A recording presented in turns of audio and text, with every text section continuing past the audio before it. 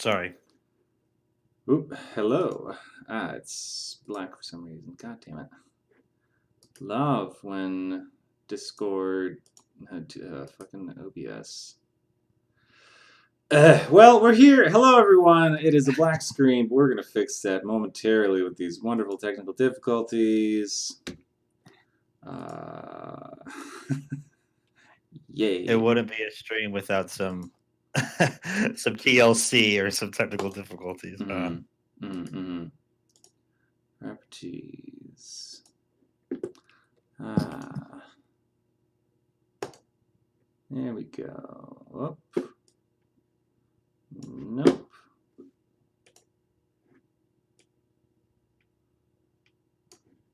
Do. Boom. All right, here we go. Hi, as I adjust Oh, our there we are. cameras to fit on stream. Everybody, welcome our good friend Brian Drums, who's here to help me commentate on this match. And I just have no brain right now. I need to get more sleep. But last week we did have the release of our newest set, which is Despicable Plots. Yes, it's made by a slightly different team. We're not going to get into that shit. What we are going to get into is how does it actually play? So, Brian Drums, have you played with all three of the new villains yet? I have actually. I believe I've played at least 2 games with each villain. Mm. Um, Currently, I know a lot of people are very high on Lady Tremaine, for instance. So I think I'll just start with like a general idea of my thoughts. In my opinion, this is the best expansion that's come out. I know that there is some technical difficulties with cards and such, but just as far as like general idea goes, and just from what the villains can do, as like a base idea, I guess you could say, this is definitely my favorite expansion. Simply because it feels like um, each of the villains can win, pretty easily. Like although like there are things that can get in their way, but there aren't many giant cards that can get in their way. So like with Beast, like there's the Rose that can set him back, but the good thing about the Rose is that you have to replace an obstacle if Or you don't remove get one. Bell. Or like the player that plays the Rose has to remove an obstacle if you don't get Bell. So like that type of idea, like the card on the surface sounds very threatening, but if it doesn't work out, then an obstacle actually gets removed from play, and he needs to get the 8 obstacles removed.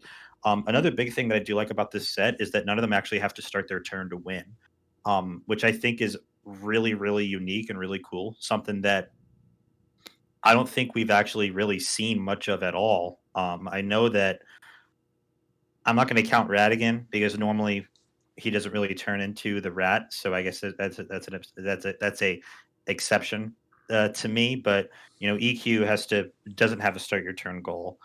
Um, Dr. Facilier doesn't, and I think it's like Yzma after that. So and then from there, Pete doesn't technically, but it depends on what goals you take out first. But with Despicable Plots, I enjoy that all three of them are very aggressive in that way that they can just win kind of whenever, like how Gaston can win literally when it's not even his turn. Um, the Horned King has although he only has 2 copies of one condition, that condition actually comes in very handy if it pops off.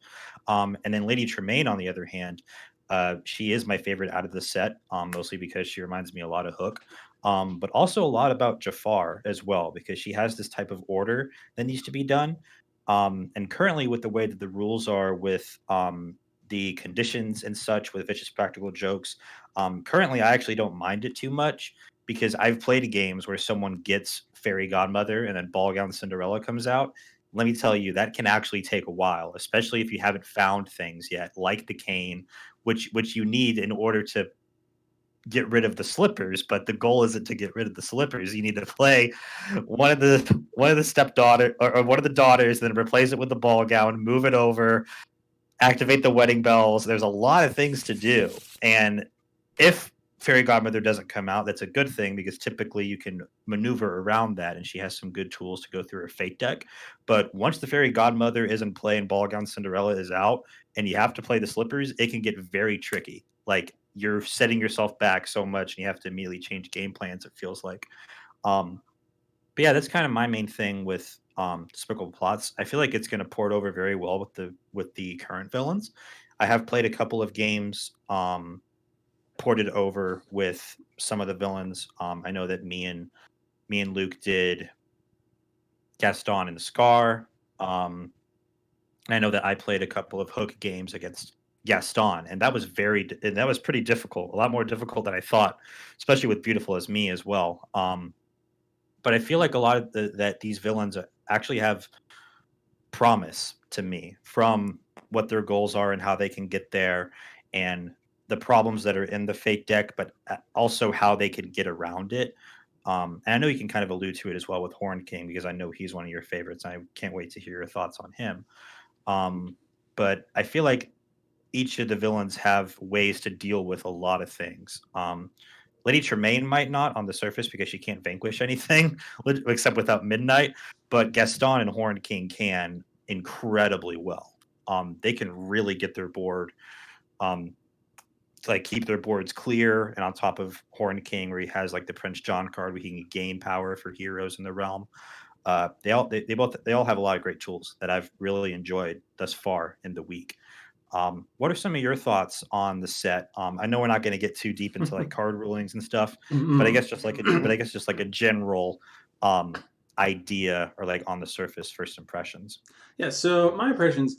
So I don't think it's the best set we've had, but I also don't think it's bad. I don't think any of the sets are bad. For me, it's just more villainous. I still do think that Perfectly Wretched was the best designed set we've had. I mean, like people will bitch and moan about how Cruella and Mother Gothel is slow, but I really love the theme of how they were designed. And while we don't have the start of the turn objectives anymore, although you could argue a bit that Horned King, because he plays Cauldron Born at the start of his turn, kind of is a start your turn villain. Um, there's, uh, yeah, there's still like a lot of theme that I wasn't necessarily expecting when just looking at the cards as they were getting revealed. And then there's the realms are a lot different than we've seen before. But I think like especially like Lady Tremaine's realm seems very deliberately designed. It wasn't done haphazardly. Like there was a lot of thought put into Mm. where what is in each location and how that stuff's going on. So I think Lady Tremaine is very well designed. I think uh, Horned King. I think Horned King is going to be the strongest of these three, and I think there's a few out there who agree with me. I do think Lady Tremaine is also going to be good. She absolutely feels like a mishmash of Jafar and Ursula, with the whole. I mean, there's the lock token. Yeah, There's you're not vanquishing anything. You're moving things around. Um, Horned King. There is the comparison to Maleficent or Queen of Hearts, where I just need a thing in each location, but he does definitely play differently because there's the whole initial hitch of okay, got to get the cauldron, got to flip the cauldron, um, they and have to get the ancient soldiers out, which aren't mm, cheap. So this is definitely a main thing there with him as well. yeah. And I do need to play more with Gaston, but I think he is going to be the one who struggles the most. Um, because he lacks that move an item and ally action, because he um, is has that potential to be set fully all the way back. And that aside from Monsieur Dark, he doesn't really have an engine for obstacle removal. He can get like the allies out, and like LeFou is a great engine card. But getting rid of those obstacles is just have I drawn these effects? Um, and I can definitely. There are definitely games where like Gaston sort of becomes inevitable if he fates enough, and the other person kind of gets stuck in a well, I can't fate often enough to pull out these obstacle replacing effects of the fate deck. And it's just a matter of time between like hopping back and forth between activating Monsieur Dark and do I have enough power for Get Out yet? But yeah, but yeah, yeah, so those are my thoughts so far. I yeah. am looking forward to seeing all three of them in competitive. I may actually start maining someone. I may actually start going with the Horned King. I may need to beat off not my dance because he seems to be interested in also jumping ship from Jafar. But I will stake my claim. And I Not am not glad that my I thing. like how Horned King plays. I like how the movie kind of oozes out of the cards. Like, I especially like this trend now of these later sets, starting with like Evil Comes Prepared and then Perfectly Wretched and this one of card names being movie quotes. Yep. Because like in the worst takes it all, there's a lot of okay, well, there's scrying, grow giant, divination. It's very like almost abstractified and descriptive, as opposed to like in Perfectly Wretched, you've got now I'm the bad guy and Mother knows best, or you idiots. So Mhm. and Despicable Plots absolutely continues that. And so like it absolutely as Horned King was like, I'm only moments away from victory. It's like it feels like you really are the Horned King. Okay, I think we have let Empro and Lulu wait for long enough. I will start telling them to get ready. Brian, what are your thoughts on this matchup? Well, I know both Empro and Lulu very well. Both great players. Lulu, of course, most of us really know her well as a great Queen of Hearts player. Mm, Um, really just fantastic at getting through and really getting a shot in from what I've seen. Empro, on the other hand, he has returned to season 3 after playing in season 1 and in the one villain per tournament that you put on in between seasons 2 and 3. So he has made a little bit of a comeback here in season 3. I know he's been experimenting a lot more with going random on blind picks and then normally counter picking whenever he loses a match. So it'll definitely be interesting here to see if Lulu sticks with Quo, what villain Empro lands on if he does go random in this game, because typically Quo can do very well against either the slower villains or especially like a villain that has their fate location locked, like mm, even like Evil Queen or Captain Hook, where she can just kind of go forward without the fear of being fated um, every turn or one turn after the other, at least in the beginning. So it'll definitely be a very interesting match for sure. Some great players, and I'm excited to see some play today after we took that bye week last week. yeah, okay. Chat is a little dead right now, but hopefully that picks up a little bit. We're going to go ahead and hop on into the game here. All right. And we'll see who they pick, and I can update these portraits here. So it does look like there's the random pick. Ooh, Emperor lands on Jafar. And of course, Lulu opting for Okay. that Queen of Hearts. So guys, what you saw there, Lulu and Empro, they are in the yellow pool. So this match actually does not require a judge. So they have this little picker that they're able to pick a card from. It basically just has like the card front on for each villain. Pick it, and then that's who you're going to play in game one, since that's how the blind picks normally go for our season. Dice roll will go off, and whoever wins the dice roll will have the decision of whether they want to go first or second. The player that goes second gets the option to mulligan up to their entire hand back into their deck, reshuffle, draw back up to 4 cards, and they also start the game with 1 power. So it looks like Lulu has won the dice roll here. Oh, and I just realized that I am set to Game Master and not Spectator. So briefly saw our two players' card hands there for a second. We are fixing that. So we do not get to see that. Okay.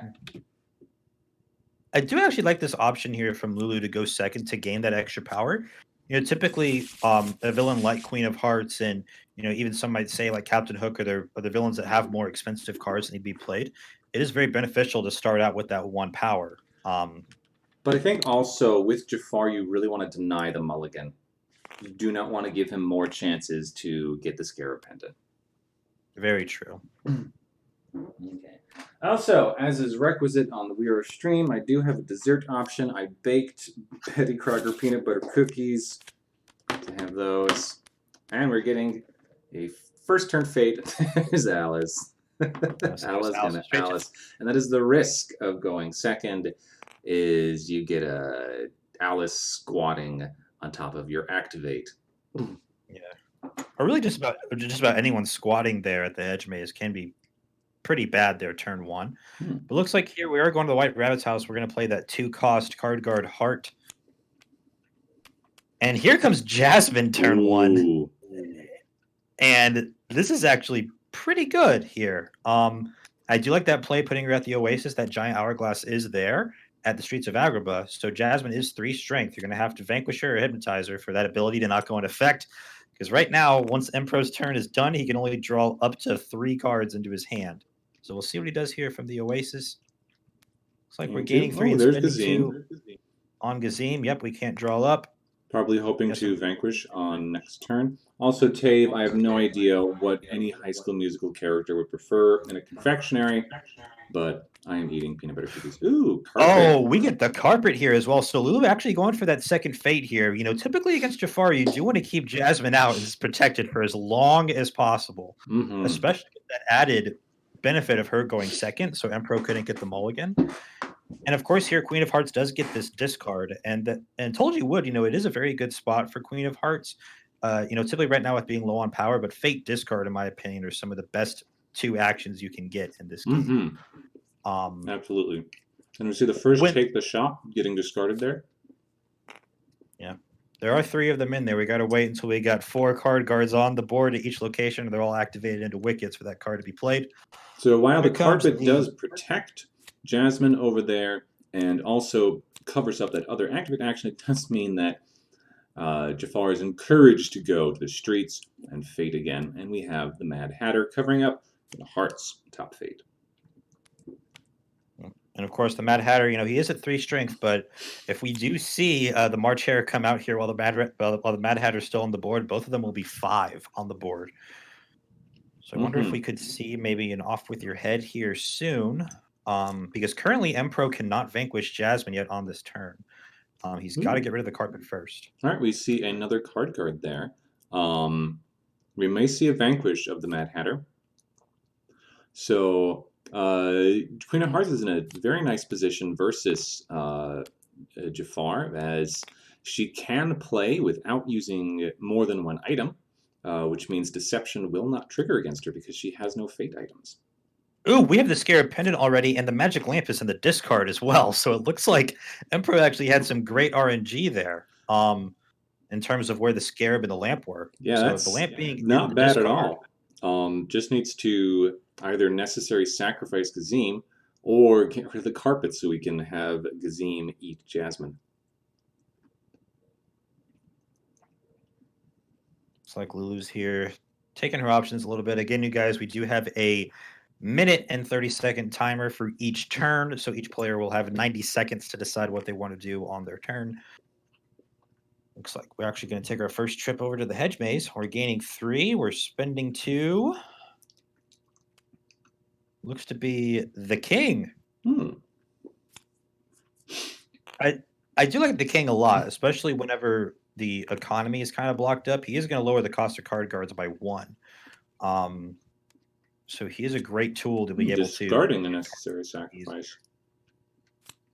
Necessary sacrifice is a really good tool, but... Ooh, down the rabbit hole here pretty early cannot be played. That card normally would be able to take an ally out at Alice's location, or would actually summon Alice. But Alice is already here, and there are no allies at her location. It cannot be used to move Alice. It's not one of those find cards. All right, but the other reveal was Momras, which was used. Yeah. Oh, yeah. We're gaining 1. We're spending... Let's try that again. I think Lulu forgot about her discount from the King there. Ooh, that wish is pretty nice, actually. You can go on the carpet, give him a little bit more strength. The Sultan can actually also cover another spot as well.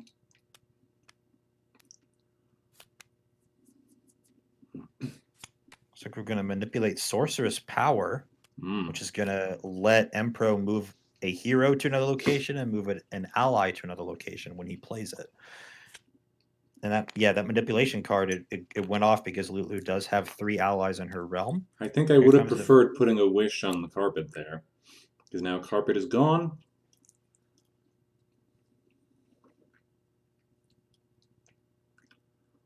Okay, so we are going to go back and gain the power from or take the power back from the card guard because it was technically discounted. Mm-hmm. Looked like a little bit of a gentleman's agreement. Sportsmanship.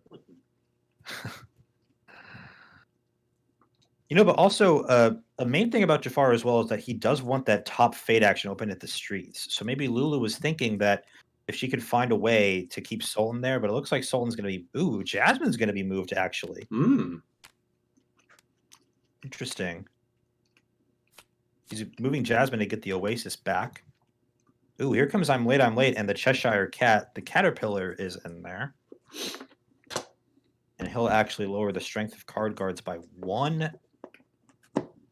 Cheshire Cat out here a little bit early. We're going to be covering up, double stacking that Told You Would for that fate action. Yeah, you don't want to play that early Cheshire Cat because when defeated, will turn card guards into wickets. Yeah. Actually convert 2 card guards. So it's basically like a double by order of the queen, or a double activate.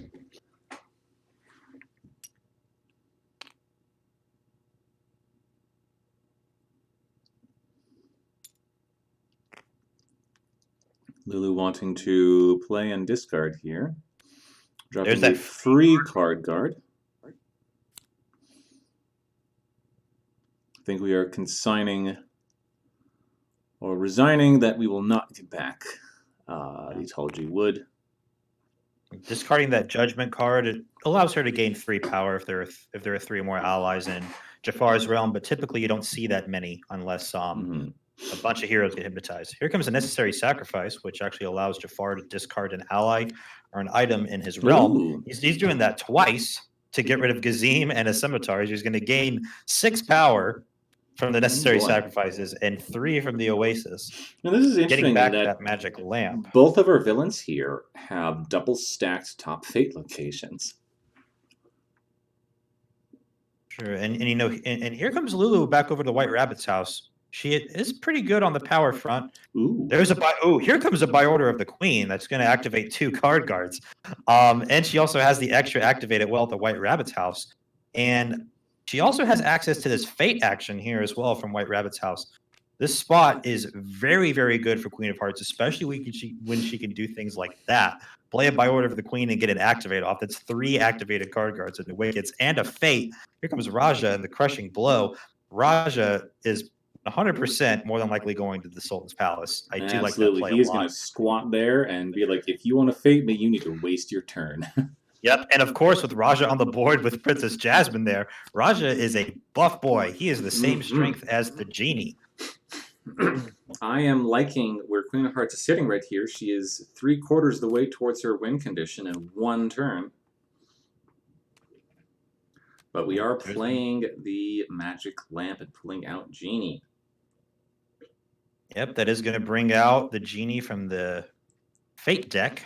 It's going to be put at the Cave of Wonders, and we get that move action to move the magic lamp away. So that way we don't have to worry about hypnotizing the Genie when he is 8, because magic lamp, if it's at the same location as the Genie. So I think we now have a timer here for Queen of Hearts, because I guarantee you Jafar has Iago in hand and is going to move over the magic lamp again, and can also hypnotize the Genie at the Oasis. So Lulu needs to get down card guards and convert them fast. Down the rabbit hole is already gone.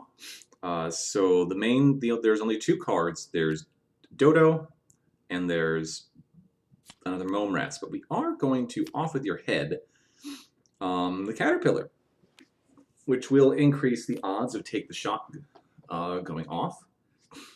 But at this point, you need to get out those card guards. Yeah.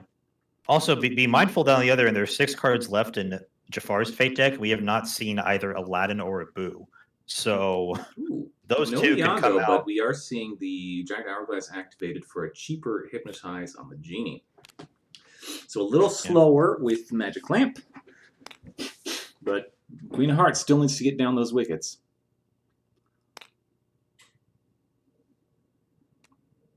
Looks like there's the free card guard. Here's the activate. Yep. So we have 4 on the board now.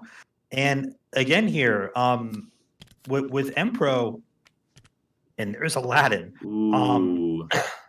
I don't know if I like Aladdin here. We did see one Sorcerer's Power go by, Yep, we but did see one we Sorcerer's haven't Power. seen any narrow escapes. I would conserve Aladdin for a narrow escape.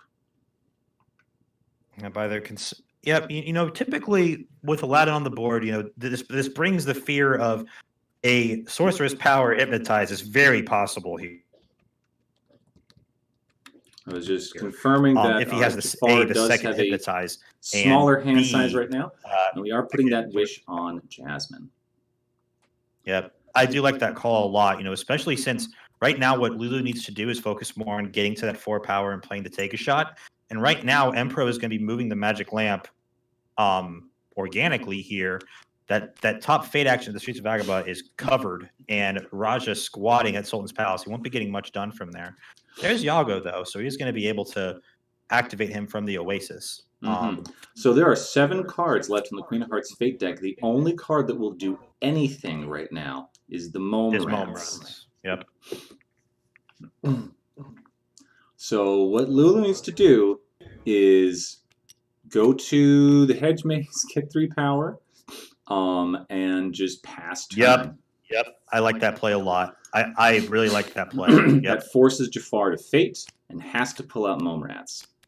Neither of those are going to do it. Doesn't get it. I think this is a win for Queen of Hearts. Because we have, this is 3, 5, 8, that's 10 strength. That is a pretty good number. And I've only seen one judgment go in the discard pile. And again, here's where Lulu is very good, which is something that I like about her play style. There are only 7 cards in the discard pile. So well, we're seeing a shot being taken. So again, that is a pretty good chance of making this shot, I think. That's 10 strength worth of allies. We're doing it doctor style, keeping up that tension. That is a 0, a 3, 5, 6. That's 7. That is a win for Lulu as Queen of Hearts.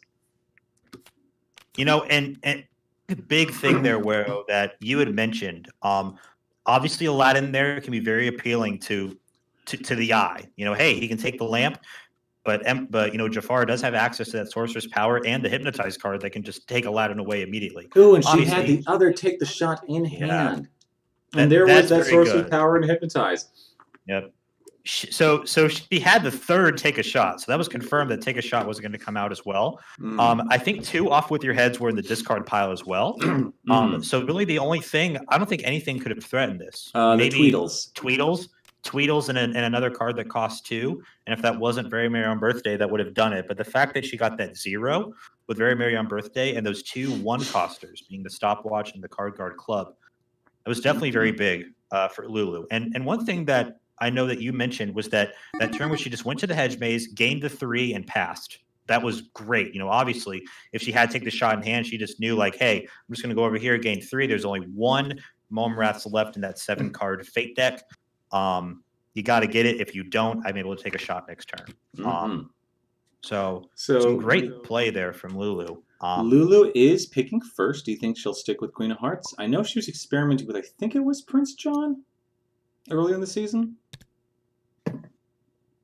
I know that she was messing a little bit with Prince John, but I know that she's very adamant about Queen of Hearts. Obviously, very, very good with Queen of Hearts. And Empro here, like I had mentioned in our pre-show, I guess you could say, on this turn, he is going to be counterpicking 100%. I'm pretty sure. So I am looking at our standing sheet, and Queen of Hearts currently has a 46.3 win percentage. I think Lulu is trying to bring that up, but that is just for this season. Overall, she has a 47.7, so not too much different from her usual in this season, maybe a little bit lower. So how are you going to counterpick Queen of Hearts as and Emperor? And if you also want to talk about stats, Lulu does have 12 of those wins this season, so she has been playing a lot of Quo. But typically with Queen of Hearts, some of the villains that can match her speed, much like Maleficent or even like Dr. Facilier can do very well in this matchup, or even the Ditto can actually work very well if you play your cards right. This is a Ditto that can be very annoying. And much like for me, the Captain Hook Ditto as well. This is a Ditto that can literally just be a race to who has the better cards win. So Emperor here opting Evil for Queen. the Evil Queen. I was thinking maybe Evil Queen. Looks like I DC'd from the room. Hold on. Oh. Are you still up on your end? Empro's little avatar here. To I'll be the fairest in the land.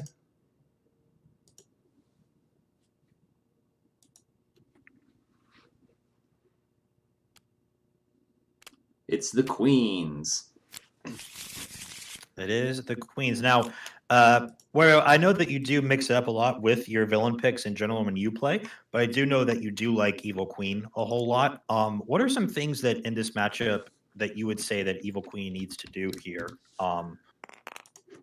against Queen of Hearts? So Queen of Hearts is very much in that sort of Maleficent-ish category where you can get to your win condition very quickly, but you do have some fate fragility, and that makes you kind of good against Evil Queen, who just isn't going to fate very much. There goes the magic mirror. Wow. I think as Evil Queen, you have to unlock Dwarf's Cottage as soon as possible, which means you need to get out those ingredients. You know what? Who cares about the magic mirror? That is not your priority right now. Your priority is get out ingredients. So we are dropping a magic tomes. I like that. We're going to activate it, and you need to pull out those ingredients. I did see there was a Black of Night in hand, which is going to be very useful. If he gets an ingredient here that's Mummy Dust or Old Hag's Cackle, I would more than likely play Black of Night into that second ingredient immediately. But we did see an Old Hag's Cackle and a Mummy Dust go by. Interesting. So I think we'll be playing Black of Night here. Yeah. We did spend one power. Yep, Black of Night, and we're going to there's Mummy Dust. Using it to play Mummy Dust as well. So this is saying, hey, don't go to White Rabbit's house. Instead, going to Hedge Maze. Yep. Here comes another king play. I think it's safe to say that Lulu likes the king. Of course, using the king immediately by playing that one-cost card guard for free, then being able to activate it immediately on that turn.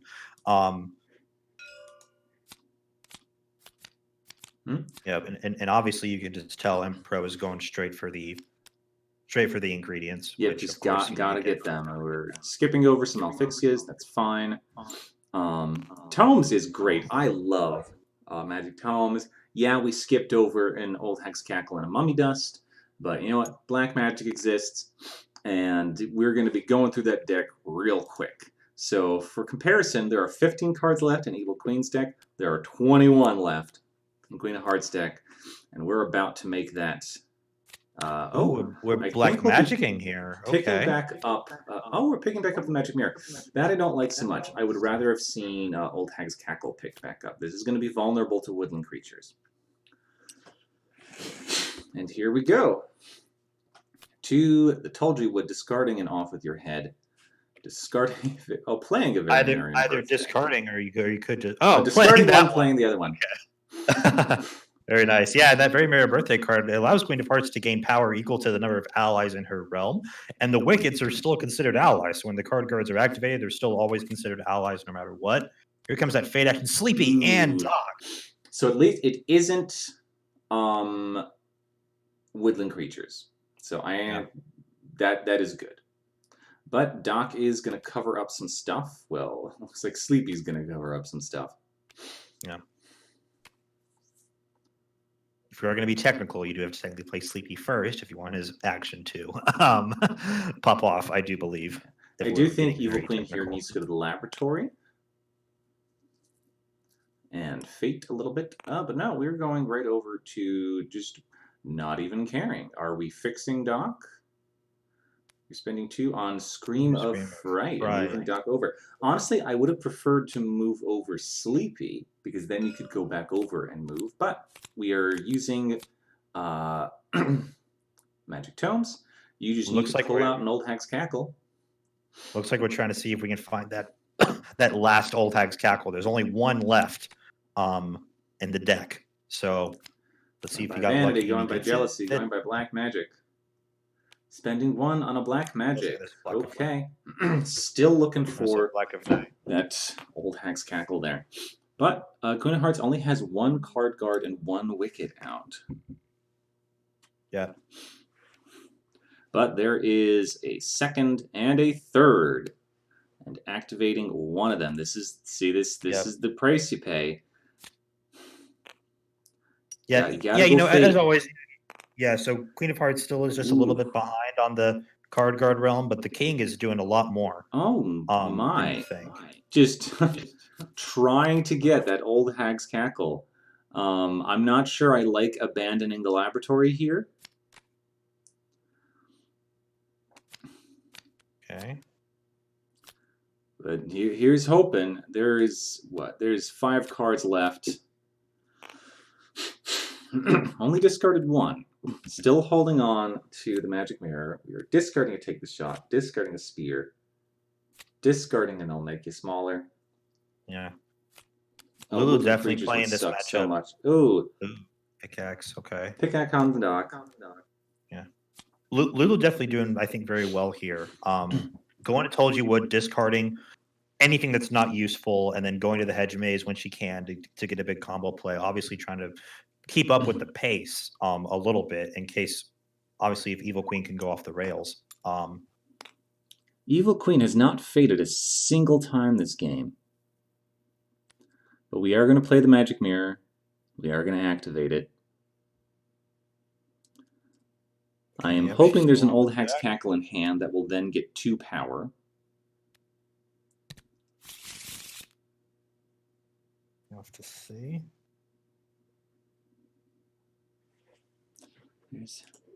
There's 4 cards left in that villain deck. There's the Old Hag's Cackle. He yeeted that out of the way. Really hope you have an Alfixia in hand, because you need to fade.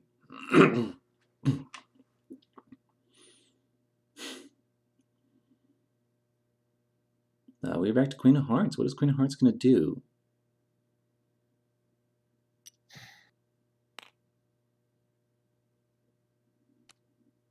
Now moving here. Discarding Judgment. Fury. Looking for that 4th card guard, I'm assuming. Yep. So Lulu definitely discarding more Still than she was. Not fading. Okay, we are. So it looks like we're going for the power gain. Obviously, Doc at 5 strength. We need to vanquish him. We need to vanquish him before we touch Snow White. Don't take that the wrong way. Looking here, Lulu. Yep, we're looking like we're going to the hedge maze. Maybe a little pull. This is potentially no. It's not potentially a game. Okay, because you need to play.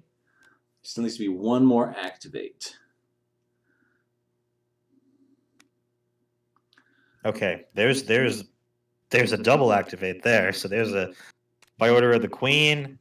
That is 2 actions done though, but we do have 4 card cards in the 4 wickets Queen of Hearts in the realm. Is at win condition right now. You need a Momrats or the Cheshire Cat, and you need to. I don't even know what you need to do here. We are going to kill Doc. Okay. Not Sleepy, just Doc. And for the first time this game, Evil Queen is going to fade the Queen of Hearts. There's a Momrats. Okay. You need a little more than that. Yeah. Very, very, very lucky break there for M-Pro. That first fate there, giving him the Momraths. He does like to subtract out their poison.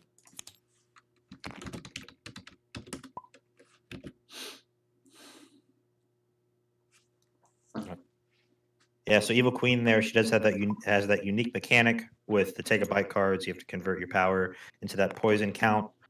All right, the Queen of Hearts is going to come here and repay the favor. Just gonna, you know what? Whatever. I'm back up to 4 wickets. Screw you. Not even 4. Not even 4. We're at 5 wickets now. Oh, here's Dopey. Drawing a card from the Magic Mirror. Oh yeah. I think you still put Doc on top. Yeah, I think Doc on top is still just very, very good. Although Dopey is really good in a lot of situations, like to buff up Doc. But obviously you have the chance to put So Doc back on right top of a. now, Evil Queen needs an Alfixia and has to go to Dwarf's Cottage because the cat Queen Hearts is a win condition here because you haven't faded this entire game. 3 of the 4 3 strengths are out on Queen of Hearts board. Three of the 4 of them. Yep, we don't have Alfixia. It looks like Activating Magic Tones.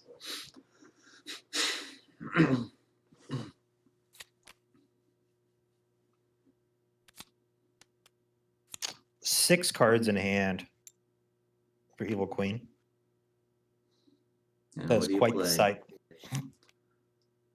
Not playing anything, just discarding a bunch of stuff. There goes the box. There go my hopes and dreams. Yeah, we're just gonna play take the shot. I don't see. Yeah, this is clearly gonna be a win. There's too much strength there. Yeah, we're at That is 9, 4, 7, 10, 13. That is 13. 13. Oh, 4, 6. 6. Oh, okay. 8 Is, yeah. 9. Yep. That was a very quick first match. Yeah. I do not like the stacking of heroes in the laboratory. Evil Queen needed to fate more because Queen of Hearts just waltzed into her win here.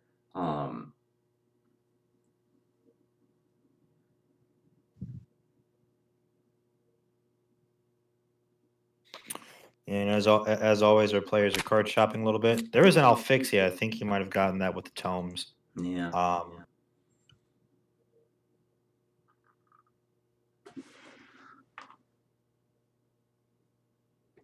Yeah, so Lulu taking that set 2-0 over Empro. It looks like Tave has an emote of himself. That was wonderful. That's pretty cool. Okay, this match is over. Let's go back to our lovely smiling webcam faces. Yeah, that was a relatively quick match. That was a pretty dominant Queen of Hearts that we just saw there. Oh yeah, for sure. I mean, I've dabbled a little bit in Queen of Hearts, and she definitely feels almost like almost like Maleficent, except Queen of Hearts can't really be defensive. I don't think. She just kind of has to go. Like you just go. Like put the foot on like put the pedal to the metal and just coast. So with that, but I think Queen of Hearts is a lot less vulnerable than Maleficent. So Maleficent, you kind of want to be a little bit cautious because it's so easy for your curses to go away. Whereas with Queen of Hearts, the card guards are cheaper, and they are less likely to be discarded or thrown around. So it's a bit easier to build up the 4 you need. very true, very true. And like with Queen of Hearts, she does have those great cards. Very Merry on Birthday, the Stopwatch, and Judgment as well, which is a great condition to use in the case of where a villain that has to use a lot of allies. That can be very useful to gain power needed to take the shot or be able to play more card guards. Because while the card guards are cheaper, yes, you still have to get up to that, be able to pay for a take a shot, and if take a shot's a dud, that is bad. If you miss a shot, it is rough. Oh yes, I know that straight from Lulu. She had told me that. But yeah, just seeing that there. Obviously against Quo, you either want to match your speed or you've got to start out a little bit more defensive. And it gets very difficult if you're obviously trying to match your speed, which is something that I could tell Emperor was trying to do. But if it's not working, you definitely need to switch the gear and say like, hey, this isn't happening. I just need to be defensive. And if yeah. that just means When you've gotten halfway through your deck and you're still looking for that other old hag's cackle, you need to fate. You have to fate. Yeah. Even if that means just going to the lab and fading, and that's it. Like you've got to start getting through it. Mm. Obviously, that Mome Rafts at the beginning was a tough break. Obviously, we didn't know it was there, but it was very lucky for it to be there for Empro when it was. But yeah, sometimes in this game there are points where it's like there are moments where it's like, hey, I can get away with like I don't need to fade right now. I can go and do some other stuff, maybe to progress a little bit more. But there are obviously those times where it's like I don't have anything to play, but I have to do something. Like Right. something has to like I have to try to do something. Like of course fading is not guaranteed at all. But you definitely have to try. And of But the course more you fate, the more likely it is you get someone to do something. If you're only fating, say, twice, it's purely luck of the draw. Whereas if you go through the entire fate deck, then you're yeah, gonna pull out something. yeah.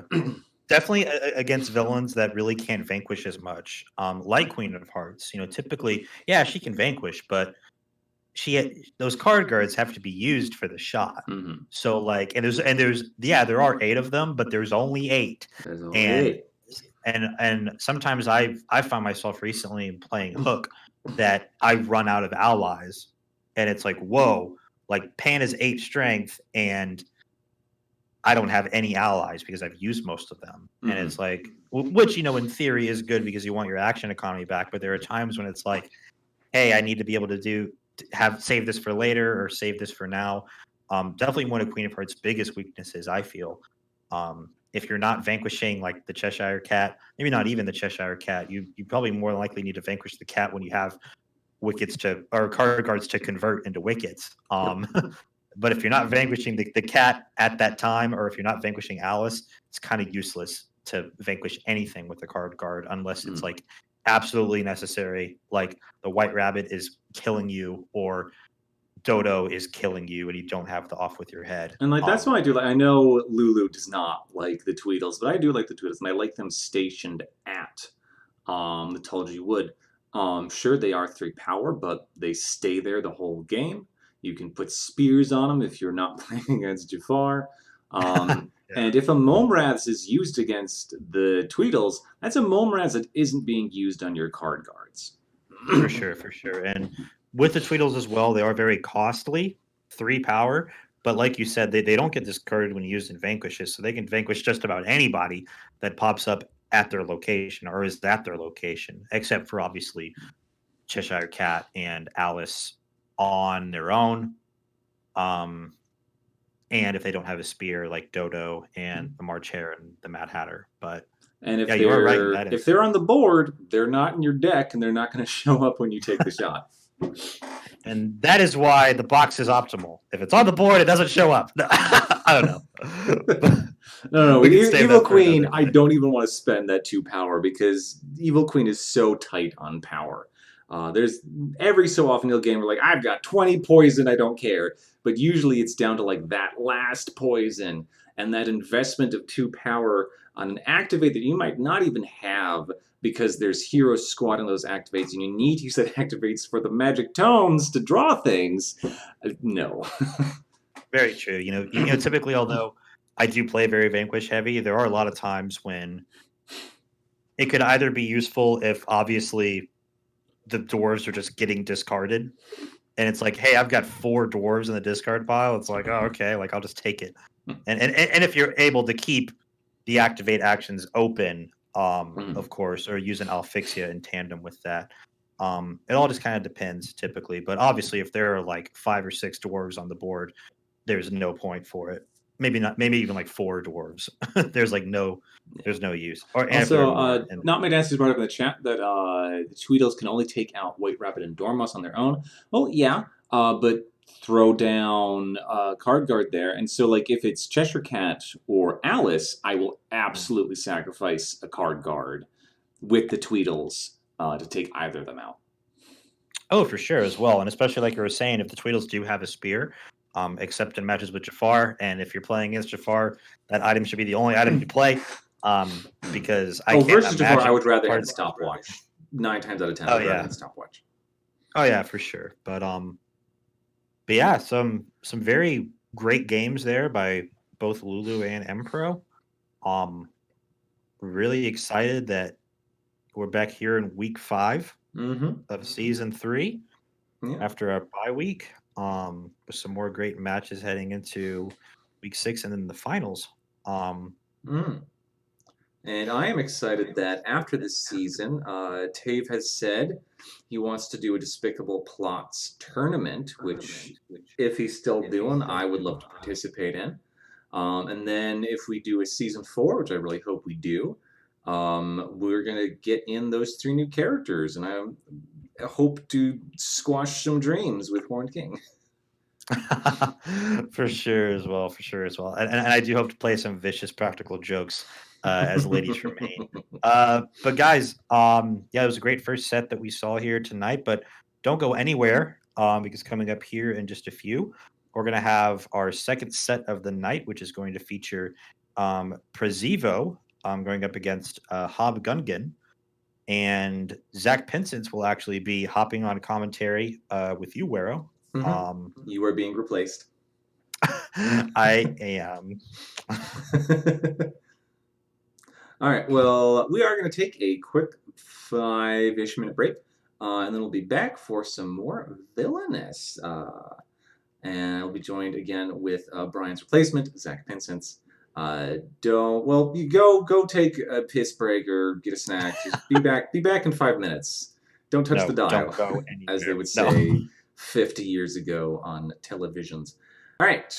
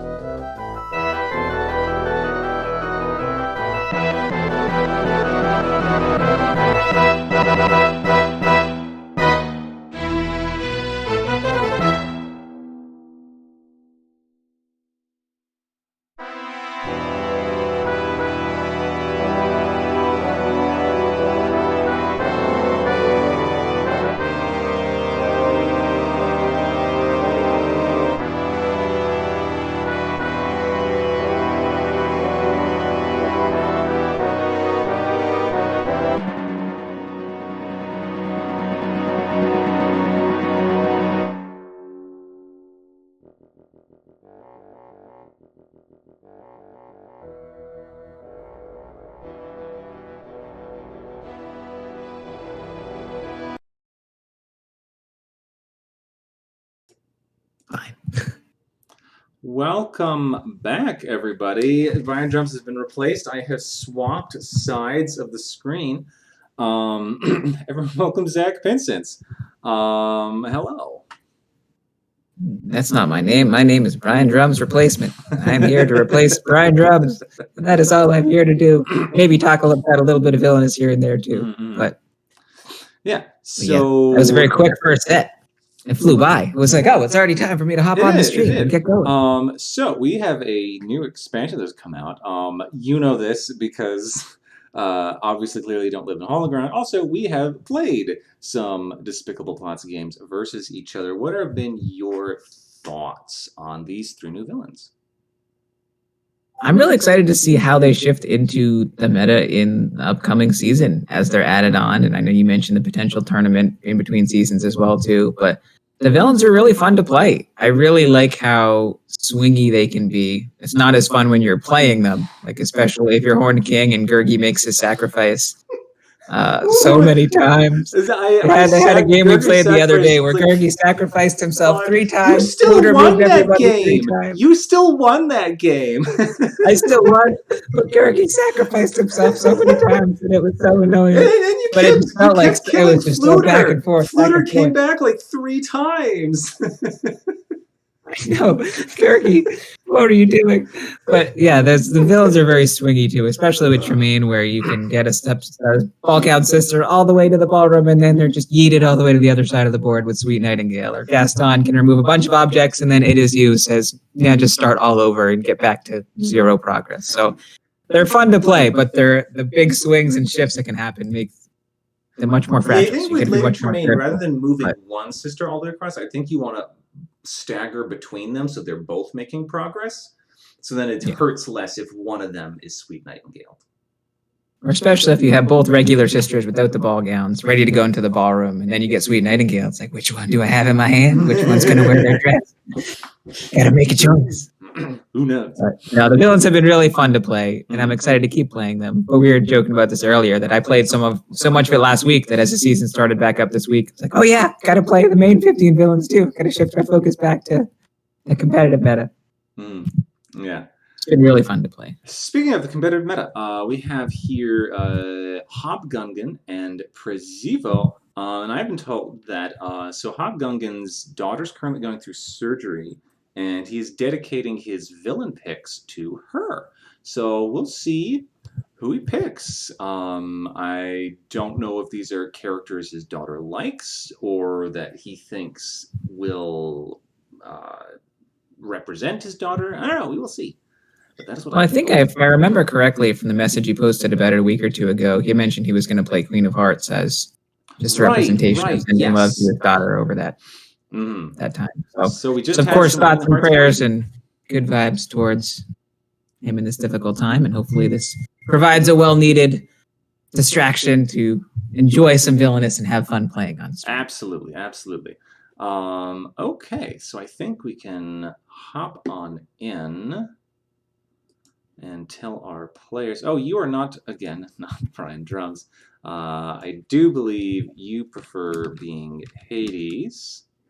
As much as I've barely played him, I need to bring him back. Next season, we'll do it.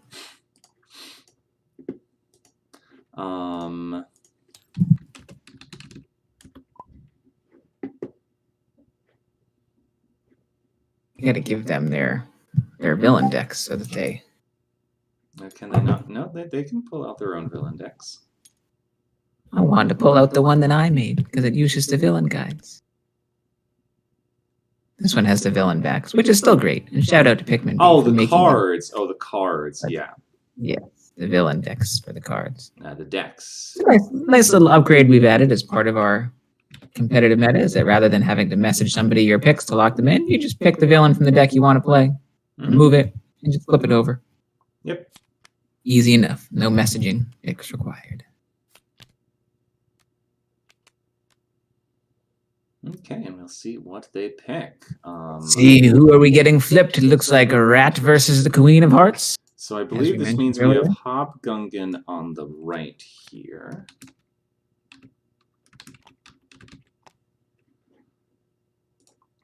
Greatest criminal mind who is definitely not a mouse against sweet old lady who just wants to play a game of croquet. No, see, he's definitely not a rat. It was the joke. It was the joke on the joke. Yes, he is a mouse, but he definitely isn't a rat. So I was bidding in his favor of he's definitely not a mouse. He is a rat because it is in his name. I went super meta. Jokeception up in here. It's, yeah. At some point, when there's too many layers to a joke, it's not funny when you got to explain it unless you explain it in a way that is funny. But all right, looks like the players are having the classic tabletop simulator issue. Can't see your cards.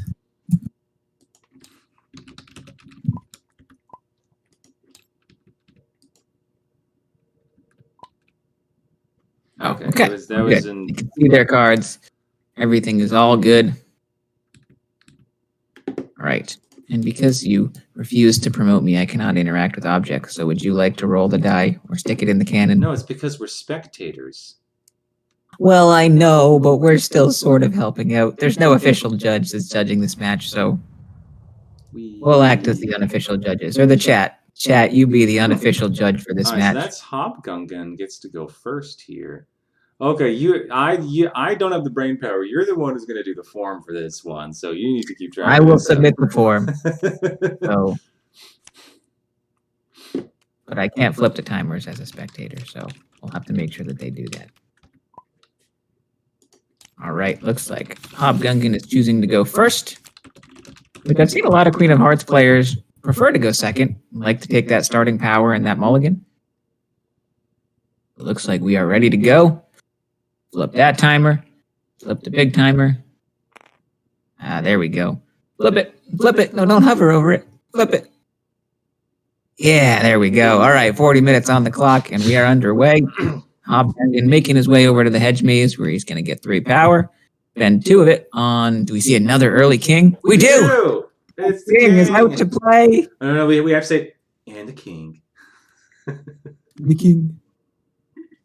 And the king is going to give a free card guard. Deja vu. This was exactly the first turn that we saw. Now, do we activate this into a wicket? I think we want to.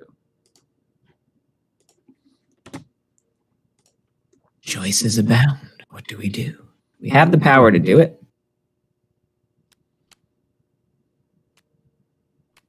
It looks like we have replaced the name on the power token to EEEQQE as we were trying to rotate. That's the issue, is we were hovering over the power token and renaming it Tabletop Simulator, everybody. You never know. Yeah, hey, this comes with experience. Exactly. Better at everything. All right. And Radigan is going to go. And Radigan is saying, "Hey, you got 3 power. I want to get 3 power too. I'm going to go to my shop of toys." There goes a Gears. Ooh, and Fidget's List. So Fidget's List can be activated, and you can. And when you activate it, you get to look through your deck till you find an item. Discard the rest. I just realized I'm hitting Alt to make it look bigger, but it's showing up underneath the commentator thing. But yeah, you can activate it to hunt for an item. Queen of Hearts over here is going over to the courtyard and playing yet another Cardigard. This one for only 1.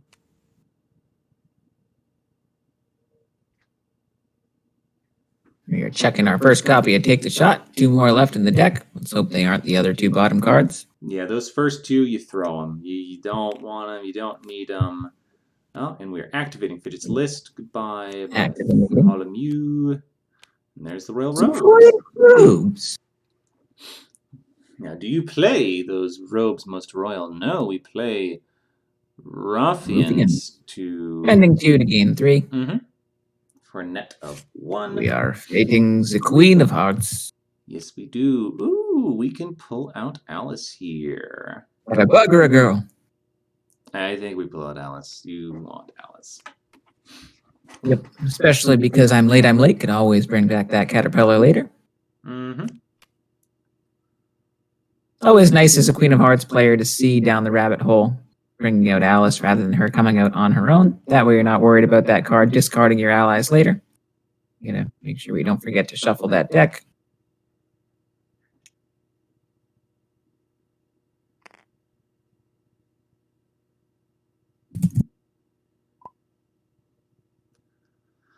Queen of Hearts going over to the White Rabbit's house. Ending a 3rd card guard. Queen of Hearts is cruising. 3 turns, 3 card guards, plop, plop, plop. And just like that, another one activated. Okay. Looks like we're hashtag Fate the Rat and Devious for the Mouse Queen. Ooh, that's it. I love it when Devious just doesn't do anything. You'll love it when you're fating the rat, but not so much when you're playing as the rat. The Mouse Queen is going to go squat in her home in Buckingham Palace, meaning we're just going to go to the toy shop, get some more money. We're going to play the bell. Look for the darling Felicia. A whole lot of items over there, and we are chucking the Royal Robes. Chucking the robe. We already have enough stuff that can be activated. Not playing a second card, drawing back up to 4. Will Queen of Hearts play a 4th card guard in 4 turns? Some money. 1, 2, 3. Spending 1 money to activate a 3rd card guard. Lulu's saying she never chucks to take the shot unless she has one in her hand. So given that you play Queen of Hearts a lot, and you clearly just won those past 2 games, I don't want to contradict you, but when I'm playing Queen of Hearts, I just chuck them, because I know I'm going to draw into the next one. Because there are 3 in there, so I'm usually pretty comfortable. Just this, yeet, go away. I don't need this. I need card guards. Well, looks like we're, instead of activating the card guard, we're going to choose to activate the stopwatch instead. Oh, no, maybe not. No, yeah. We're being indecisive. Not sure. Got about 30 seconds left on our turn timer here. Mm-hmm.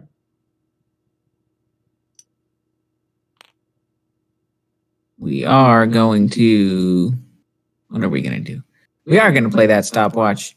And are we going to activate it for the power?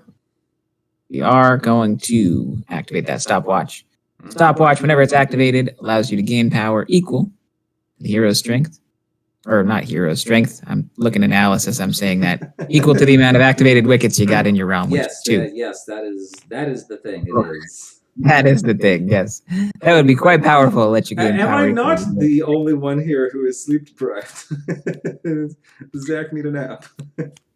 Fidget's list is being activated. Ruffians, the other devious capture, another capture going away. Fidget's list doing some work. Extravagant. And there is a marvelous trap. I do want to mention last turn. Oh, there is a big fat cat that is going to go say hello to America. There's Kitty. All right. Are we spending 2 power, or are we discarding the ruffians with Felicia's action?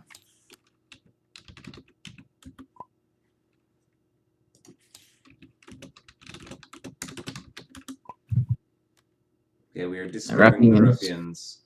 Are sacrificing themselves. Sacrifice is not as great as Gurgi's sacrifice, but it is one that must be made. Kitty now we have our fate between the Dormouse and the March Hare. Which one do you play here? I think we do March Hare. I'm just going to keep that spot covered. Really trying to make sure that the told you would never opened again. You're not welcome here. Now, Hobgungan choosing to play the Tweedles last turn, which I doubt is something we would have seen last game. As we know, Lulu tends to want to play them to what she calls her proper location, also known as the discard pile. Hobgungan wanting to put the Tweedles to work, but we are putting out a 4th card guard here. Indeed. Ending 1 because of the king, reducing its cost, and spending another 1 to activate it. We got 3 out of our 4 wickets on the board. It's very wickety.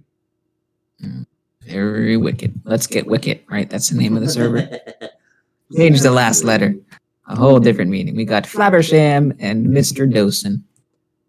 Yeah, I think Dawson. It's Dawson.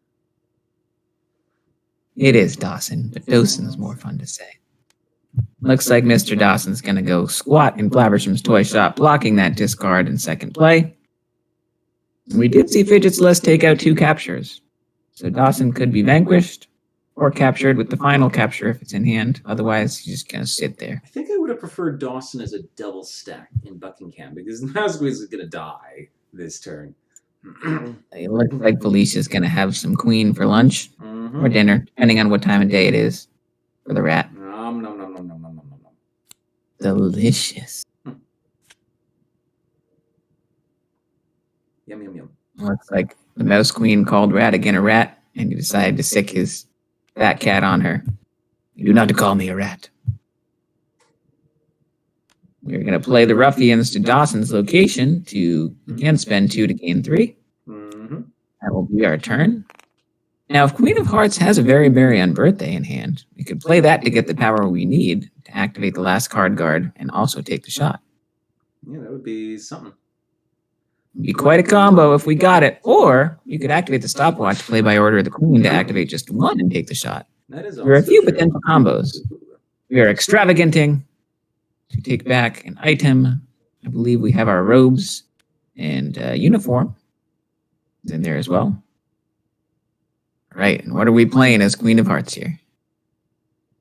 We got 4 power, depending on what's in hand. A few different possible combos, or we could set up to try to take the shot next turn. Got less than 11. We're activating that stopwatch to gain 2. I mean, we have it by order of the queen. We are spending 1, 2. Oh, to make you smaller, we are going to shrink either Alice or the March Hare to open up one of those actions. Ooh, yeah, Top you fate, shrink top the play. March Hare and then you go kill Alice. Killing Alice would make you have to sacrifice that card guard, though. That is true. That is true. We do have a second play that we're not choosing to use. We are just drawing back up to 4.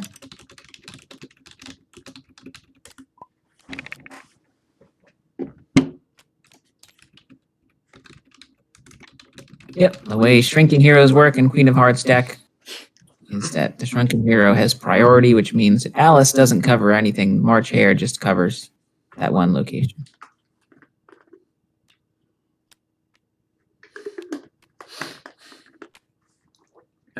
All right, we're pausing the timers real quick to make sure we could do that. There we go. TTS going to March Hare shrunk. And Alice is just hovering over him. She has been given her angel wings and she can fly. This is one way of looking at it, I suppose. We are activating Fidget's List to find some more Gars. And we are going to pay Gears. Are we just going to unshrink after all of that? Back. Do we unshrink or do we bring Or out we the could Caterpillar? play Caterpillar here. I think the Caterpillar is going to go squat in that White Rabbit's house so that we can't take the shot and activate next turn. And that's exactly what's happening. The Caterpillar. Now, we could still go activate that last card guard and Fate to potentially block Buckingham. Both copies of Devious are gone. One was played, one was used, was murdered by Fidget's List. So if you can get a hero at Buckingham, you can activate that last card guard and make sure you're not fated. But instead, we're going to the courtyard. We may not even have Take a Shot. Who knows?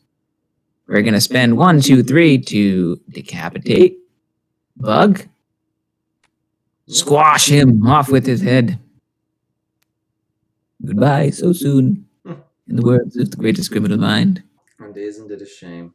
Isn't it a shame? Or a crime, or whatever he says. Okay, that is a dead bug.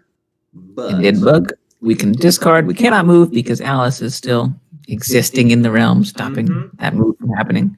We're discarding Furry. Fury. We are going straight to Buckingham Palace to get a power.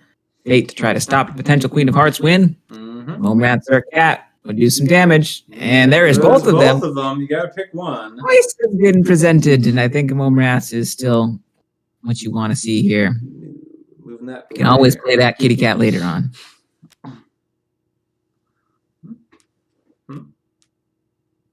Ooh, are we deciding we want the cat instead? Both of them are quite nice. Both of them slow down by a few turns. The very next day, yes, the cat came back. They thought it was a goner. And here he is. However, if the Queen of Hearts does have, if I order the Queen in hand, exactly enough power to play that and activate and take a shot. Cost you 7 in all of your actions, but you could still take a shot if you have the right tools in your hand. Yes, indeed you could. And we're playing another Gears. We got 9 power towards the Robot Queen.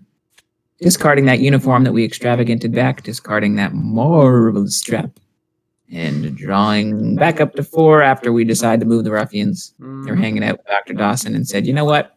We're going to go have a vacation in Big Ben. Right over there. Oh, boy.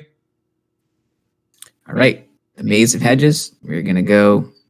Oh, we're activating a stopwatch. Are we? I think we're just having TTS struggles. Oh, maybe we did? Nope. Nope. What are we doing? Spending 1. Not sure what's happening. So much clicking. Okay, we're at 4. We're gaining 3. There we go. Okay. TTS, ladies and gentlemen. We are spending how much of that beautiful, lovely power? Guess we will find out in a hot second here. We are spending 1 to play a spear on the Tweedles. Interesting. Tweedles can take out that March Hare if they would like next turn and not have to leave.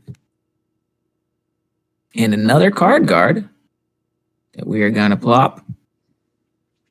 Where? Where do you put them? There. With the Tweedles. They're all hanging out. And we still can use our activate. I imagine we'll activate one of these card guards here. We're running short on time. Good amount of power already. Stopwatch would only give you 1. So we are going to activate that guard at the cat's location. And drawing back up to 4. Back to the rat. Now we could go gain enough power to play the Robot Queen this turn if we have it. Only 6 cards left in Radigan's deck. He's done a great job of milling through with Fidget's List. Help him find the cards he needs. Looks like he's going to do that some more. We are going to the lair. We're activating that list again, it seems like. Maybe still haven't found it. Oh, there it is. Hello, Miss Queenie. Nice to see you here. We still have a card play left. We could see some more Gears. Make that Queen even cheaper next turn. And that is exactly it. Gears are plopping down, meaning that Queen is going to cost the exact total that those Gears remove from the cost, which is 3 beautiful, lovely power. And we do get a fate on the Queen of Hearts here. Oh, there's the other mome rats. Not what you want to see if you're Queen of Hearts. Yeah. The card guard's about to get yeeted across the board. They get yoked.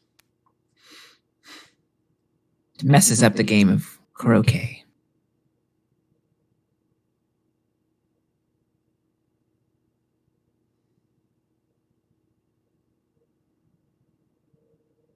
Purple Potato pointing out in chat is listening to Hooked on a Feeling right now. Completely irrelevant, but it's a good song. I agree. One of those songs where you listen to it and it gets stuck in your head. See, that just makes me think of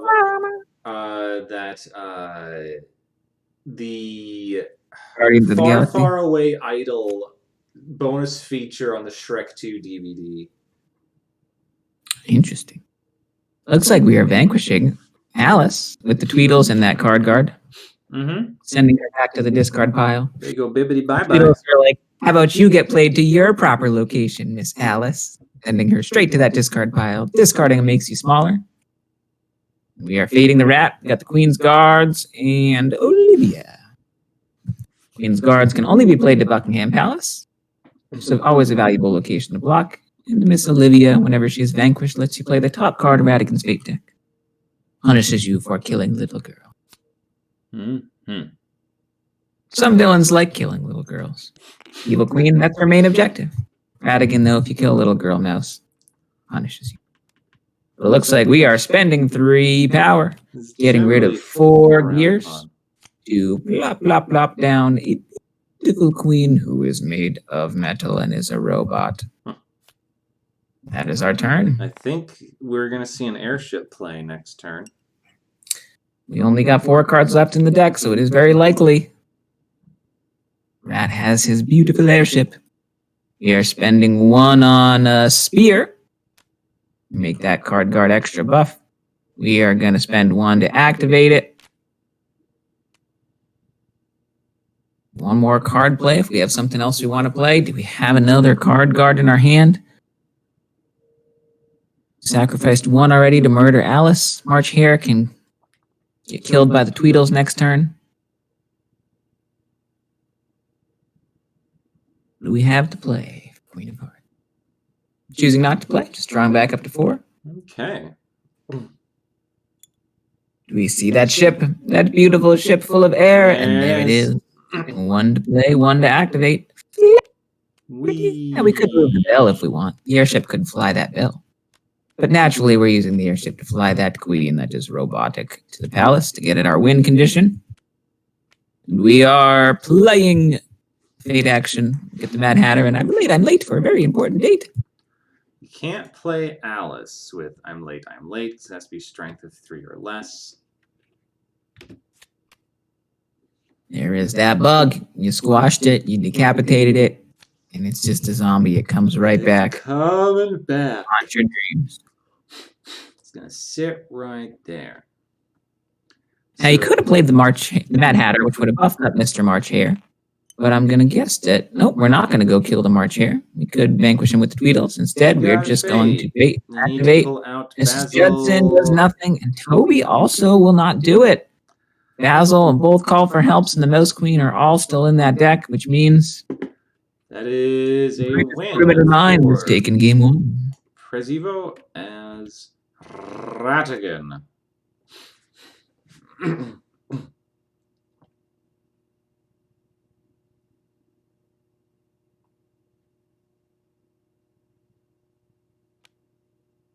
All right, we had take the shot. Take the shot. Both copies. Off with your head. We could have decapitated the bug. And the judgments. Nobody to judge. Not enough allies. We still needed to find another card guard to be able to play at that kitty cat's location. But some solid play from both players. Yeah. That fitness list putting in some real work. Helping Prezivo find that robot queen, find that airship, find his items he needed much quicker. On to game 2 we go. And Prezivo will be picking first. I think Hobgoblin will probably stick with Queen of Hearts.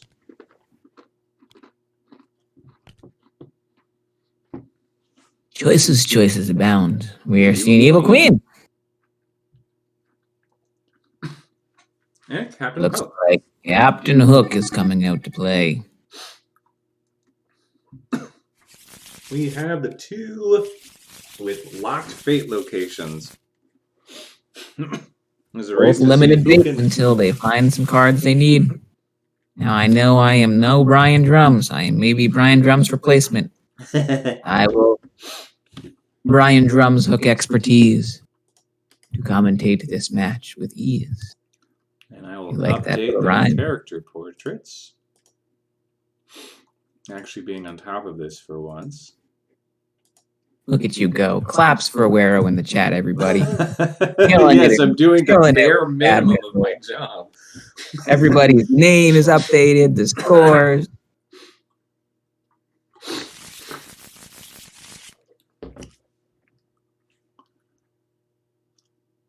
All right, and it looks like Prziva will have the option this time, choosing to go first.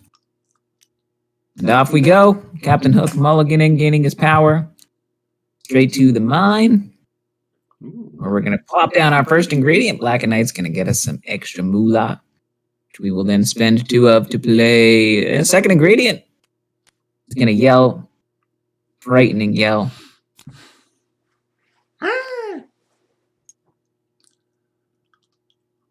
It was not a very frightening scream. Evil Queen does it better. Nonetheless, Captain Hook goes to Mermaid Lagoon to get 3 power. And what is he going to spend that power on? It looks like we are plopping down. Give him a scare. Effect lets you look at the top 2 cards of your fate deck, choose to discard them both or leave them both on top. Typically, if it's not Peter Pan, you want to chuck them away so that you can find your boy quicker. Oh my! Goodbye, tickety Oh my! tackety. Killer Croc! Goodbye, tickety tackety. On the Croc. Party don't stop until he goes to the discard pile. Boarding Party is going to come out to protect his realm. Boarding Party, great little ability that lets them vanquish at adjacent locations. They are identical to Wolf Archers and Gwithanks. Always 2 power, 2 cost allies with the range. Except for number Evil Queen, though, going to the woods to play a Miroir Magique, as I know you like to call it. Immediately activating. Bring out the little girl. Does amuse me that in French, so you would think that magic wand in French would be bâton magique, because bâton means stick, but no, it's baguette magique. You wave magic around bread. a magic breadstick. That's amazing. I need to go to France just to buy a magic wand, just to hear that said. Je voudrais une baguette magique. Beautiful. And speaking of magic items, the cannon is not all that magical, but lets you vanquish at its location. Plopping down to Mermaid Lagoon. We're going to discard some cards to find the map. We're going to fate first. We're using that magic breadstick to draw an extra card. It's a mirror. I'm going to call it a magic cannot be breadstick now. played because Snow White is locked. We gotta go with Dopey. The Dopester not only buffs Snow White like all the other dwarfs do, but gives all other heroes in Evil Queen's realm an additional strength. Because he's just so adorable. He just makes them a little bit stronger. I'm not quite sure what to make of Purple Potato listing off the songs he's listening to. It makes me feel like we're not worth paying attention to, Purple. Like, I don't know. I don't know if this is like your soundtrack or are we He's just not listening to 80s music instead of listening to us. That's okay. I'd say we're great at our job. We're great at commentating, but we're no match for some classic 80s hits. I suppose not. So, and Evil Queen's actually fading this game. We're moving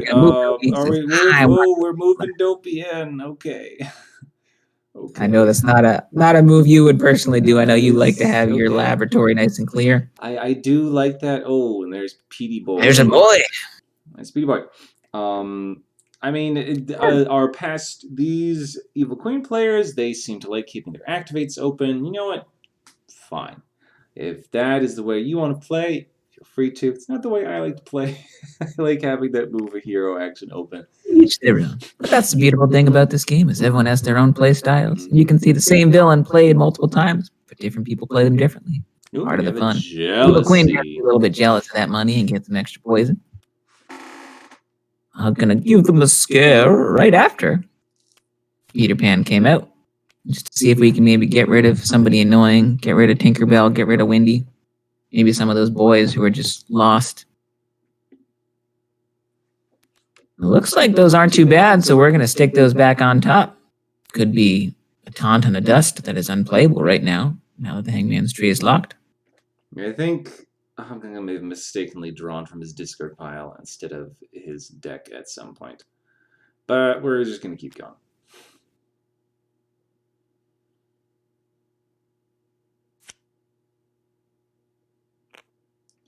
Like, when you're playing, like, your nerves get high, everything is heightened. Sometimes you draw from your discard pile mistakenly. It happens. Totally didn't catch it. As the unofficial judge should have seen that, but it's okay. On we go, discarding your Stream job, of Zach. Fright. I blame you. I accept the blame. I am responsible. Blame me. Do it. All right, Evil Queen chucking her hand, getting some money, activating nothing because the mirror is already activated, or the breadstick rather. We are going to go to Skull Rock. We are going to get one. We are going to spend one, or are we just going to chuck some stuff? What you got in your hand? We really need to find this map as fast as possible if you're Captain Hook right now. Peter Pan is out, which means all the other heroes are just going to start clunking up your board. Want to get that map out. We're playing Worthy Opponent. Well, we'll see what cards were left on top by that give them a scare. Is it Taunt? Pixie Dust would have been dead because Pan is locked. And out come some boys who are lost. And they're going to become so lost that they are going to follow Captain Hook. They say, we're following the leader. We don't know where to go. Following the leader. Now that song is stuck in all of your heads. Hashtag you're welcome. What can I say except you're welcome. And Sleepy and Sneeze, you're going to come out. Ooh, goodbye, Magic Mirror. We knew you well. Sneezy is going to achoo. Going to eat that magic breadstick so that it is no longer usable. Sleepy is going to go hang out in the woods. Crime. I'm going to fucking give myself a DMCA takedown if I keep singing Disney songs. Well, they only are going to take us down if we actually play them. That's the workaround, is we get to sing them. They're not going to. We're going to munch on Mr. Dopey. It's going to cost one extra poison. Dopey is not. You don't have enough poison. If you want to, as judge, inform them of that, go for it. Oh, we're going to brew one. Okay, there we go. Yep, we're going to brew. Are we brewing that one and then spending it? Okay. Yeah. We have 2 poison and 1 power, so you could brew the poison first. You just got to make sure you spend the power.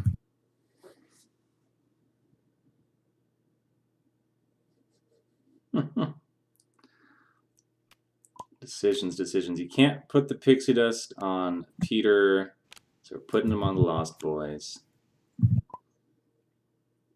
There we go. We're spending that power. So we brewed it into poison first and then had enough to be able to take out Dopey. And then faded, buffed up those boys. And we can't move Sneezy. Nope. What are we doing? Nope. Yep. Right. Gigabyte does not work like Alfixia as much as it would be great if it did. Can't do the stuff that other heroes are covering. We're going to go to Mermaid Lagoon to get 3 power. We're going to spend 1 on a Buckle Swash. We are going to spend a 1 to 2 power on another party who boards.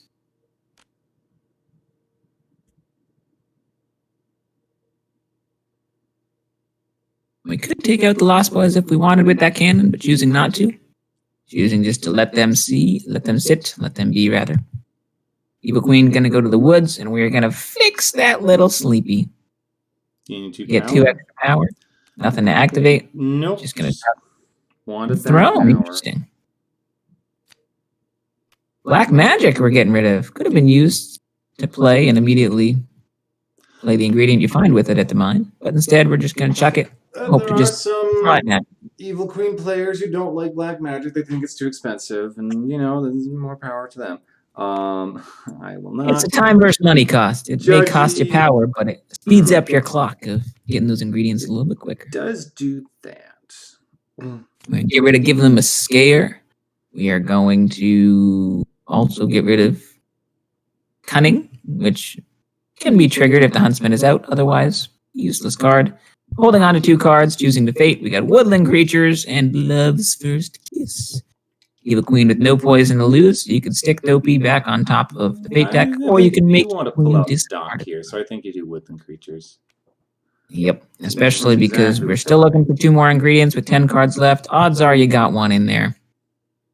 And now we do. You got them both. Looks like we want to get rid of that old Hex Cackle. You dump that. 2 copies of Mummy Dust are sitting there anyway. You ain't gonna cackle at nobody.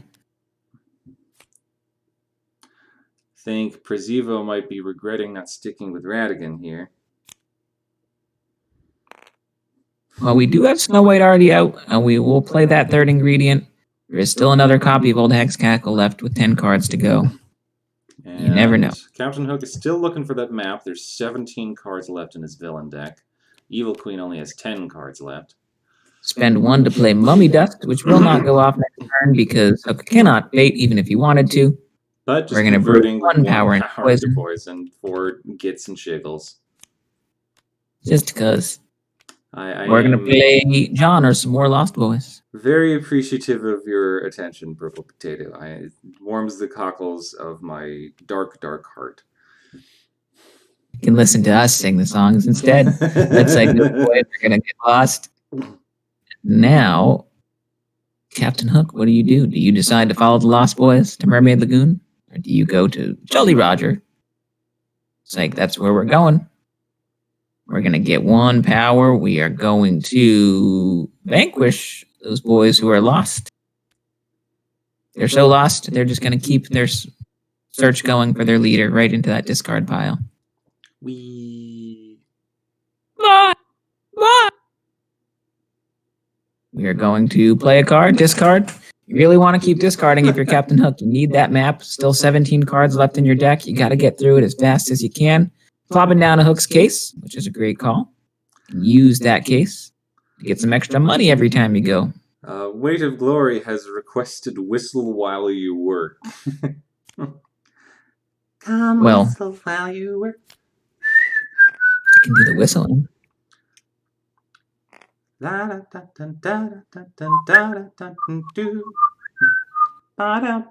don't know all the words. I was whistling following the leader, so I was whistling while I'm working, commentating, but whistling the other song. We got the Huntsman out to play, though, who can trigger Hook's cunning condition now.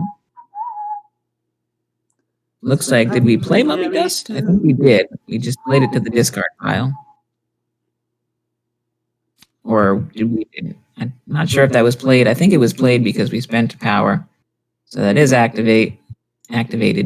But we're not going to go fade anyway. We're just going to go to the Lagoon of Mermaids, get 3 power, spend 2 of it on Mr. Smee. No, we are jealous. The Evil Queen is jealous. She says, I want an ally like Smee. I only got my useless huntsman. Both players still with their locked 2nd location. Smee's going to get a sword. Hopefully Tinkerbell doesn't sprinkle some magic dust on him and make him fly away into the discard pile. Can only hope. We are going to go to the lab. We're going to munch on Mr. Sneezy. Spending both, just 1 poison because of the Huntsman. Going to get an extra poison. We can move Mr. Sleepy, which we are. We can brew that power into poison and fate. Throw a fate towards the captain's way. Taunt and Windy, both great cards. Windy buffs up everybody just a little bit. But Taunt says you gotta vanquish these guys first. Yeah, so these boys who are lost are there. We take first.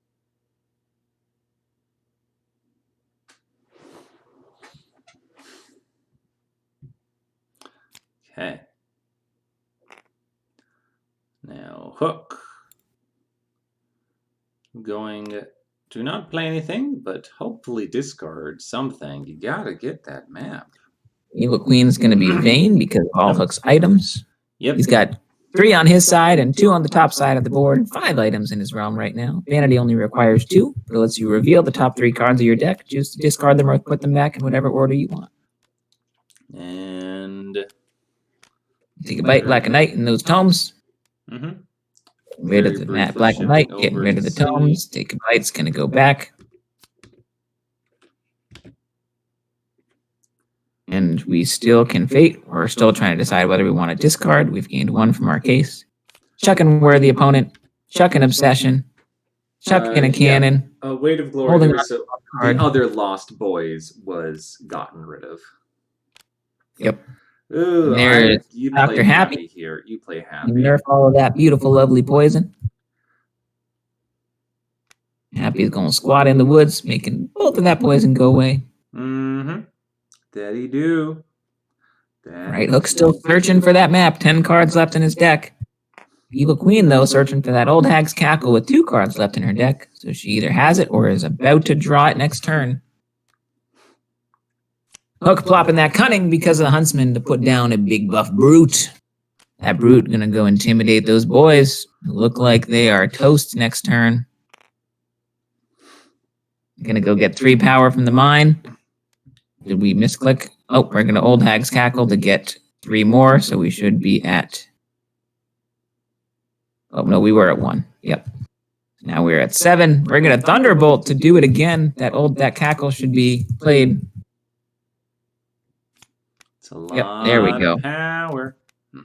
And that is an unlocked Dwarf's Cottage.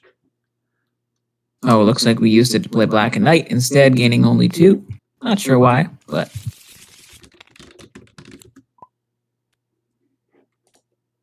Yeah, the cottage gets unlocked. Cannot fate this turn, but those boys can get taken out by that Brute and by that boarding party. That they can. Can't fate this turn as Hook, so you gotta just do your Vanquish, discard if you're still trying to find that map. Get rid of them boys. Goodbye, boarding party. Goodbye, Pirate Brute. That's 6 strength towards these 6 strength boys, and that's 2 allies used. They were big boys. Big buff boys. But they are lost boys, and they will do what they do best, which is get lost in that pile of discard. Including that taunt. Hang on. Hook still has allies. 8 strength worth of allies at the Jolly Roger. But Evil Queen also has 9 power and unlocks Dwarf's Cottage. Chucking 2 cards. We got 4 cards in hand, 6 cards left in the deck. Have we found the map yet? But Evil Queen about to brew a bunch of poison to take out Snow White next turn. Happy's already on the board, so there is 0 fear in brewing here. Oh, and Tinkerbell's there is Lady Tinkerbell is going to murder poor Mr. Smee with his sword. Goodbye. Goodbye, Smee. Commentator's curse. Jinxed it early. Jinxed it earlier that Mr. Smee is going to get dust sprinkled on him. He's going to get confused and wave that sword around and just get lost. Yeah. We're going to fix Dr. Sleepy. I don't know why I just gave him a degree, but he's now Dr. Sleepy. We are going to move Snow White, the mine, and we're gonna brew that poison. Brew, beautiful, lovely poison. Brew. So much. We're not brewing all of it. We're brewing 8 of it. Saving 2 power for I'm not sure what, but you never know. And that power will come in handy. And Hook has to fade right now. Gotta save the day. Need Mr. Doc. You're gonna play Vanity once again. I know you want to fade me, but like I need to be vain first. We need to take care of that cannon. This is important.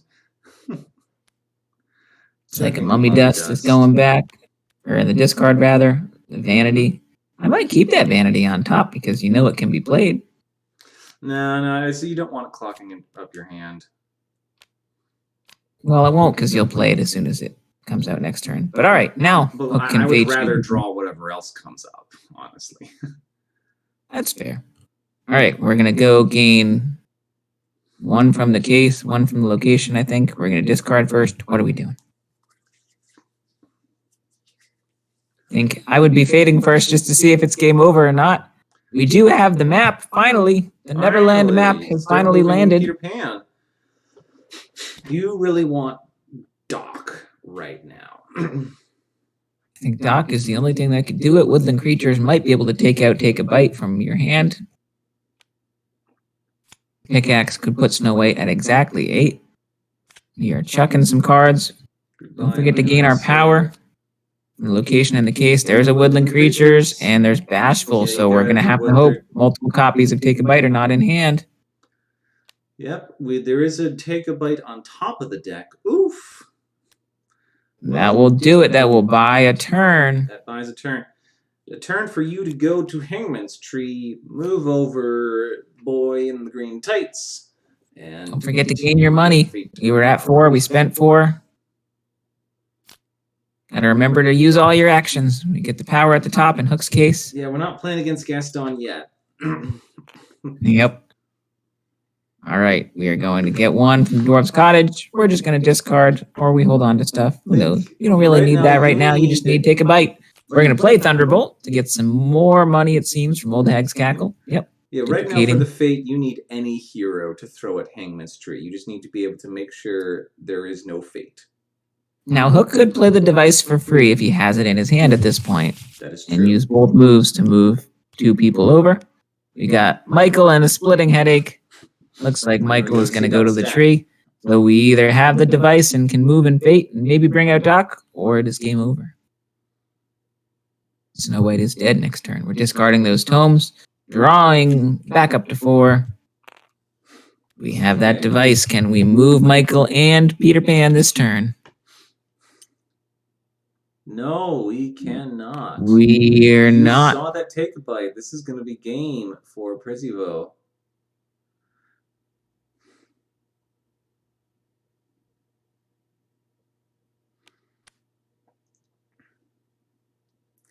We're just going to get 3 and spend 2. Oh, we did have the device. Oh, no. Device could have been used at the Hangman's Tree for free because of the Neverland map. Well, he still has time to realize that. He has 46 seconds to say, hey, wait a minute. Nope, we're just playing a cutlass. We're playing another sword. Can't forget about that map. That map lets you play a card for free. It does. It does. It could have been used with the play a card. Use both moves to move Peter and Michael and Fate. Doc's in there with 4 cards. But that's one of the fun things about this game is that every time you play, you learn something new. You always learn how you can improve your game. Mm-hmm. And that's the fun part of our competitive season is that players are playing against players with similar skill based on the pool system that we have. Hopefully that people always do have that takeaway of every game you learn something, continue to get better and better. The Evil Queen gonna go munch, munch, munch. And or rather force Snow White to go munch, munch, munch. Eat a poison apple. Take a bite. And our second 2-0 tonight. We got some fast sets. Whoa, Nelly.